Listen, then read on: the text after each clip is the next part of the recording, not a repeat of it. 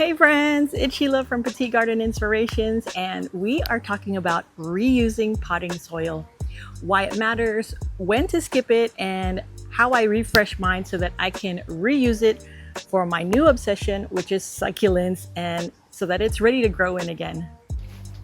Potting soil isn't cheap, especially if you garden a lot.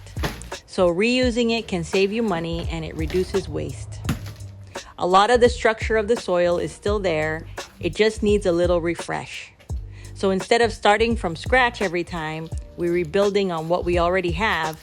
It would be perfect for low demand plants like the succulents I'm going to be potting up. But quick heads up, not all soil should be reused. If your plant struggled with disease or pests, it's usually safer to start fresh. However, if the plants that grew in the soil before were healthy, it's generally okay to reuse the potting soil. First, break up the soil and remove any old roots or debris. Used soil is usually a bit depleted, so we just want to bring it back to life. I like to mix in some fresh potting soil or compost, plus a little organic fertilizer to recharge it. Sometimes old soil gets compacted, so I like to loosen it up by adding a bit of perlite. It helps improve airflow and drainage, which is exactly what succulents need. A simple rule I follow is about 1 part new soil to 3 parts old soil. I had some extra vermicompost from a previous project, so I added that in too, but it's totally optional. Succulents will do just fine without it.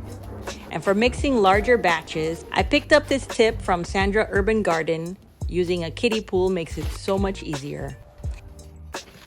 When you're mixing, add a little water to lightly moisten everything, not soaking wet, just enough so it's evenly damp. Here's a quick way to check your mix. Grab a handful and give it a squeeze. It should barely hold together and fall apart easily. If it stays clumped, it's holding too much moisture, and that's where succulents can start to rot. The soil is ready for my succulents. Let's get planting. Any plants that don't require much nutrients or are light feeders like flowers, herbs, and succulents will do with this mixture. So for heavy feeders like tomatoes, I usually mix in more fresh soil. Reusing your potting soil is one of those simple habits that can save you money and make your garden more sustainable without a lot of extra work. So what's your approach? Do you refresh and reuse your soil, or do you replace it completely? I'd love to hear from you. Please mention it in the comments, and I hope you found this helpful. I will see you next time in the garden. Bye for now.